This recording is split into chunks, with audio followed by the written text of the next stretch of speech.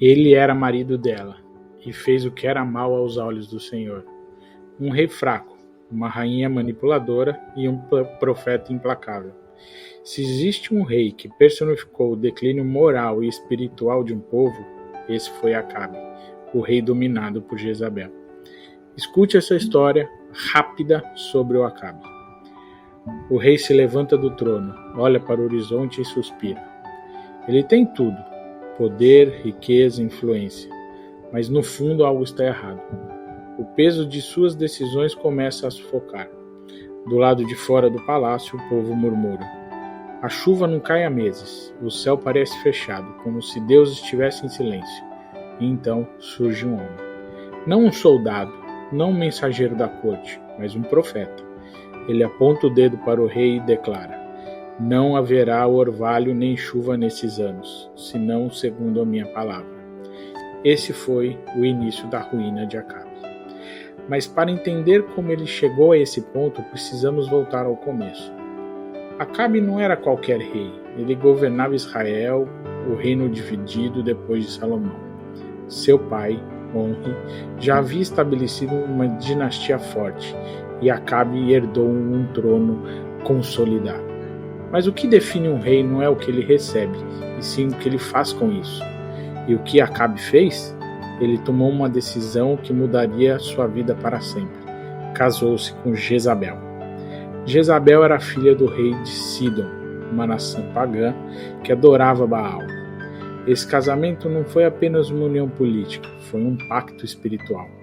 Jezabel não era uma esposa submissa que aceitava as tradições de Israel. Pelo contrário, ela trouxe seus próprios deuses, seus próprios sacerdotes e sua própria agenda. E Acabe, ele simplesmente cedeu. Ele permitiu a construção de templos para Baal, permitiu que o povo se desviasse, permitiu que Jezabel perseguisse e matasse os profetas do Deus de Israel. O rei deveria liderar, agora era liderado. Mas havia um problema.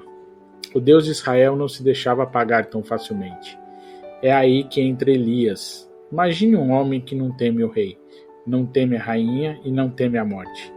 Ele aparece do nada e declara a seca, e então desaparece. 3 anos sem chuva, 3 anos de fome, de sofrimento, de desespero. E Acabe, ao invés de reconhecer seu erro, endurece ainda mais o coração. Ele culpa Elias, ele culpa Deus, mas nunca culpa a si mesmo. Até que chega o dia do confronto, o Monte Carmelo.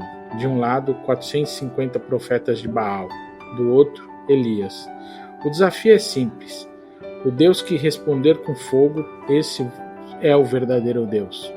Os profetas de Baal clamam, gritam, se cortam, fazem de tudo, mas nada acontece. O silêncio é ensurdecedor. Então Elias ora, simplesmente ora, e o fogo desce do céu. Um fogo que consome o altar, a madeira, as pedras, a água. Não há dúvida. O povo cai de joelhos. Mas Acabe? Ele não entende. Ele ainda volta para Jezabel.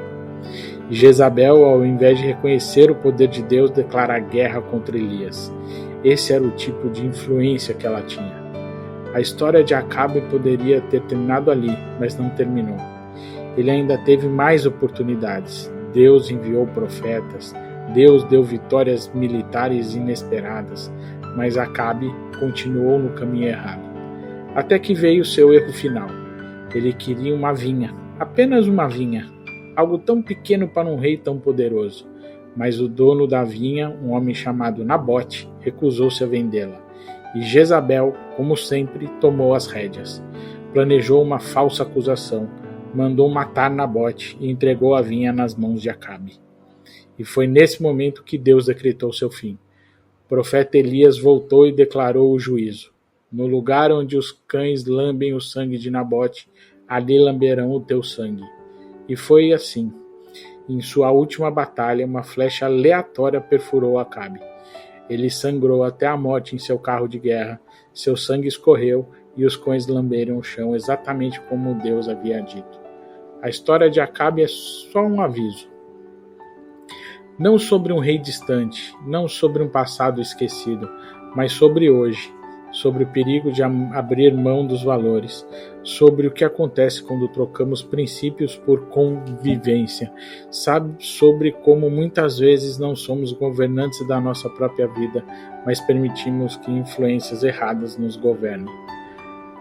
Acabe teve chances de mudar, mas não mudou.